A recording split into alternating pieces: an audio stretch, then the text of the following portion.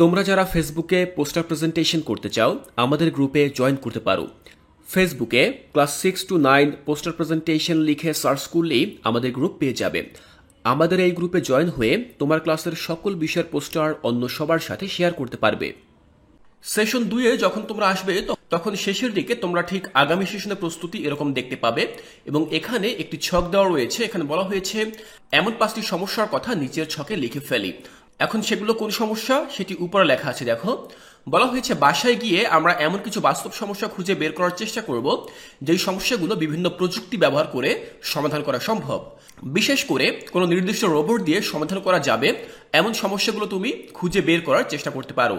অর্থাৎ শিক্ষার্থীরা এখানে তোমরা যে ছকটি দেখতে পাচ্ছ এখানে 1, 2, 3, 4 এরকম 5টি ঘর দেওয়া রয়েছে বা 5টি নাম্বার দেওয়া রয়েছে। এই 5টি ঘরে আমাদেরকে লিখতে হবে এমন 5টি সমস্যার নাম যেগুলো আমরা প্রযুক্তি ব্যবহার করে বিশেষ করে রোবট ব্যবহার করে আমরা সেই সমস্যাগুলো সমাধান করতে পারি। তো দেখো আমাদের এমন 5টি সমস্যা যা আমরা প্রযুক্তি ব্যবহার করে সমাধান করতে পারি সেগুলো কি কি। 1 নম্বরে আমি উল্লেখ করেছি নদীতে উদ্ধার তৎপরতা চালাতে এবং অনুসন্ধান চালাতে। ধরো নদীতে কেউ ডুবে গেছে বা কোনো একটি লঞ্চ বা কোনো একটি নৌযান নদীতে ডুবে গেছে, তখন সেখানে যে মানুষগুলো পানিতে ডুবে গেছে তাদের উদ্ধার তৎপরতা চালানোর জন্য আমরা কিন্তু সেখানে প্রযুক্তির ব্যবহার করতে পারি, পাশাপাশি রোবটও ব্যবহার করতে পারি।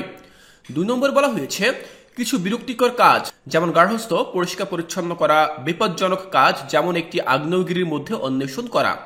তো শিক্ষার্থীরা দেখো এ ধরনের কাজের ক্ষেত্রেও কিন্তু আমরা প্রযুক্তি ব্যবহার করতে পারি। যেমন দেখো এখানে একটি খুবই গুরুত্বপূর্ণ বিষয় বলা হয়েছে বিপজ্জনক কাজ যেমন একটি আগ্নেয়গিরির মধ্যে অন্বেষণ করা।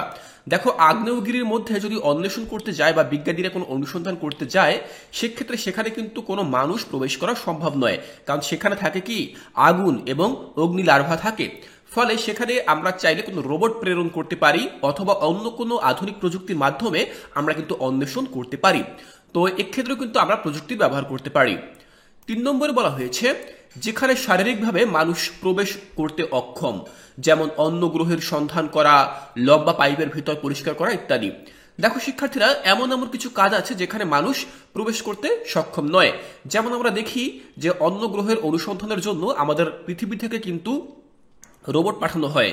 সম্প্রতি আমরা দেখেছি যে মঙ্গল গ্রহে অনুসন্ধান করার জন্য কিন্তু আমাদের পৃথিবী থেকে রোবট পাঠানো হয়েছে। আবার অনেক সময় লম্বা পাইপ যার মধ্যে কিন্তু মানুষের প্রবেশ করা সম্ভব না, সেই পাইপ পরিষ্কার করার জন্য আমরা চাইলে প্রযুক্তি ব্যবহার করতে পারি। এখন দেখো 4-এ বলা হয়েছে বাগান থেকে ফল সংগ্রহ করা। শিক্ষার্থীরা আমরা সাধারণত আমাদের দেশের প্রেক্ষাপটে দেখি বাগান থেকে ফল সাধারণত মানুষরাই সংগ্রহ করে থাকে, কিন্তু উন্নত বিশ্বে এই সকল কাজগুলো করার জন্য কিন্তু রোবট বা অন্যান্য প্রযুক্তি ব্যবহার করা হয়ে থাকে।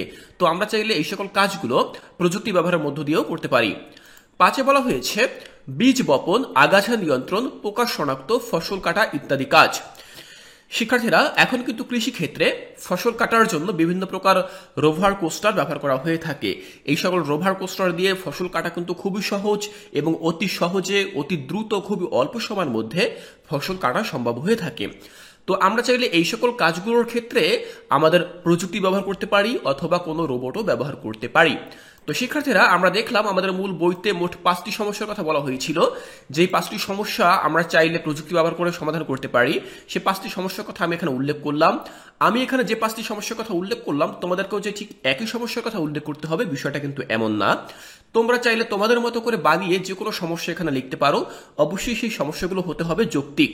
তো শিক্ষার্থীরা আশা করছি তোমরা বুঝতে পেরেছো সেশন 2 থেকে আগামী সেশনের প্রস্তুতিতে যেই সমস্যাগুলোর কথা এখানে বলা হয়েছিল সেগুলো তোমরা খুব সুন্দরভাবে বুঝতে পেরেছো।